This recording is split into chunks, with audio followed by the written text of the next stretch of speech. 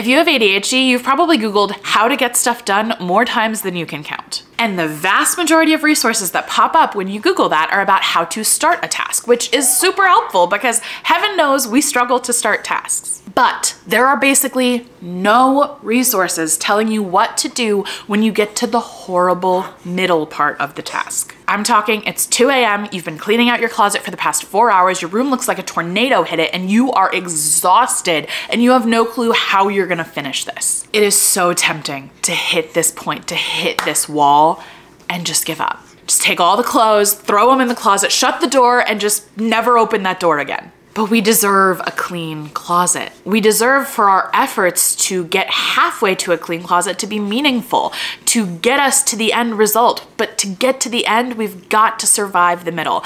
And I wanna show you how to do it.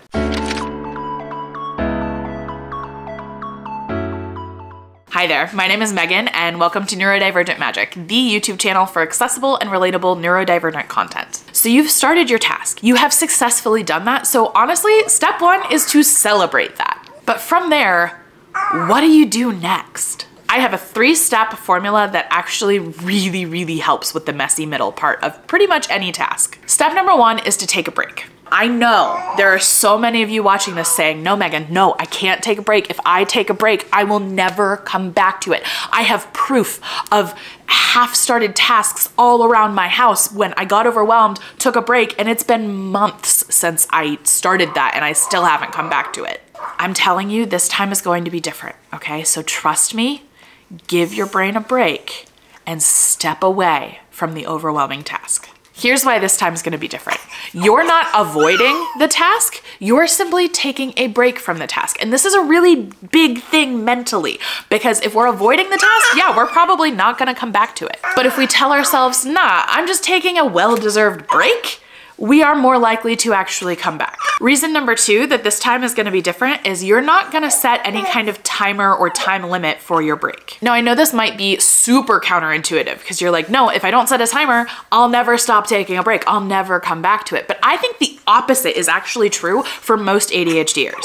Because let's be honest, think about times that you have tried setting a timer.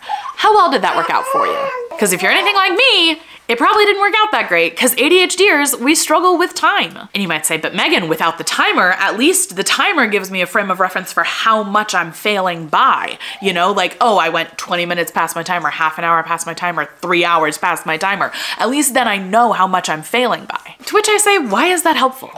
Why is it helpful to define your failure? Wouldn't it be more productive to just say, I'm gonna take as long a break as I need in order to come back to this refreshed? Wouldn't that remove some of the shame element from this and therefore remove a barrier? So this is what I recommend. Take a stim break. I want you to play with some Play-Doh, twirl your hair, dance, sing, whatever kind of stims are best for you, but take a break to express yourself. So often, the tasks that we get stuck in the middle of are not very expressive or fun. They're usually really boring or difficult. So taking a minute to just express yourself and be yourself and do something a little creative can feel really good for us. I also want you to take care of your body's needs. Go drink some water, use the restroom, have a snack if you haven't eaten in a while. A lot of times, our trouble with the middle isn't that we're getting bored or distracted or lazy or anything like that. Our problem is actually that we were so focused that that level of focus is just unsustainable for the amount of time it takes to complete the project.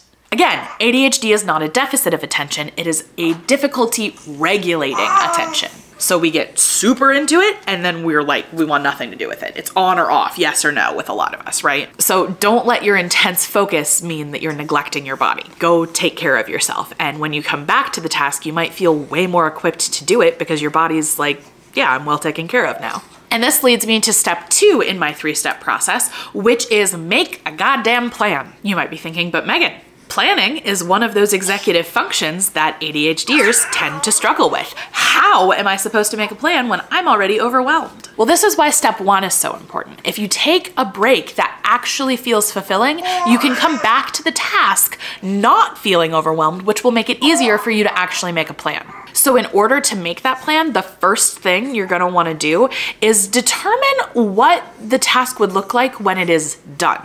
What does done look like? What are you aiming for? This is a problem a lot of ADHDers have because we tend to have nearsightedness when it comes to like time and projects. We see what's happening immediately, but we have a really hard time seeing what's happening in like that murky future area. So you just need to like put on some glasses and like start to see, okay, this is what it will look like when I am done. I can picture the task being completed. Once you know where you're going, you can work backwards to make a plan to get you there. So let's go back to the cleaning out the closet example, right? So you've got clothes everywhere, your closet's empty, and you can't even picture what done would look like. Next up, what I want you to do is just close your eyes for a minute. And I want you to picture your closet organized in a way that works for your brain. You can find your favorite clothes super easily, and you're so glad you put the time and effort into this task. Go ahead and open your eyes, and that is the goal you're working toward. So from there, let's work backwards. Let's say you want your closet organized by color because that's aesthetically pleasing to you, and you know if it's aesthetically pleasing, you'll actually stick to the organizational system. Okay, so all the piles in your room right now, start organizing them by color. Then once you've got everything organized by color, start going through the clothes. You know, do you have some stuff that's just too similar to each other? Do you have stuff you never wear? Stuff that's stained? Stuff that you just don't need anymore? From there, start loading up the clothes you want to keep back into the closet in that aesthetically pleasing way that you know you're going to enjoy. And finally, take all the groups of the different colors of clothes that you want to get rid of, throw them all in the pile, and get them out of your room. Donating clothes, selling clothes, all of that stuff, those are different tasks from organizing your closet, and they should be treated as their own separate tasks. So don't even worry about doing that at this point in time. What you need to get done is the closet. Basically, making a plan is gonna help you keep your eye on the prize. Finally, step 3 in the process is actually not really the third step time-wise. It's really something you wanna integrate through the rest of these steps, and that is to externalize your motivation. Let's face it, when you have ADHD, your internal sense of motivation is unreliable at best. So we need to find external things that we can use to hold ourselves accountable and make us want to keep going. For me, one of the things that's worked really well is visual timers. But Megan, you say, you told us earlier not to use timers. What's up with that? To which I say, yes, I don't like the use of timers in order to shame yourself for failing at taking a short enough break, whatever that looks like. But I do think timers can be really helpful for helping us see the passage of time, especially like visual timers where you move the little dial and there's like a little bit of color that appears and that color disappears as time passes. Love visual timers. I think this is because we tend to overestimate how long boring tasks are going to take us because they're so like mentally painful for us to do. But part of that mental pain is assuming it's going to take so long. So if we can use a visual timer, set it for 20 minutes and be like, I'm just going to work for 20 minutes and see what I can get done. And all of a sudden you realize you're done and it's only been like 15 minutes.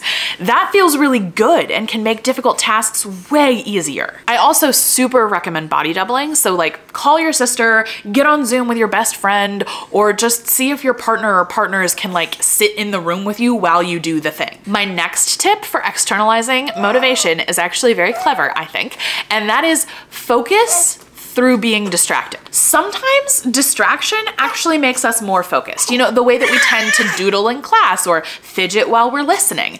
We need enough stimulation in order to actually pay attention. Maybe cleaning out the closet is just too freaking boring. Maybe you need a snack or something that smells good. Maybe you need YouTube playing in the background. Maybe you need to have someone there to have a conversation with, so kind of body doubling and stimulation at the same time. And finally, the opposite could also be true, especially if you're an ADHDer, meaning that you're both autistic and ADHD. There might be too much stimulation going on and you just need a little bit of like everything turned down a couple notches. This is where I recommend noise canceling headphones, dimming the lights, turn off the big light and turn on a couple lamps, something like that to just bring the stimulation down a bit. The problem so many of us have with the middle of tasks isn't actually the middle. It's that we can't see the end. And when you don't know what the end looks like, it's really hard to get there. The more logical decision is to do something else, especially something where you can see the end. This is why so many of us just scoop up our clothes, throw them in the closet, and just vow to never open that door again. That's why next week we are talking about the end of the task, how to tie up those loose ends, and how to actually feel proud of your damn self for doing the damn thing. I will see you next week.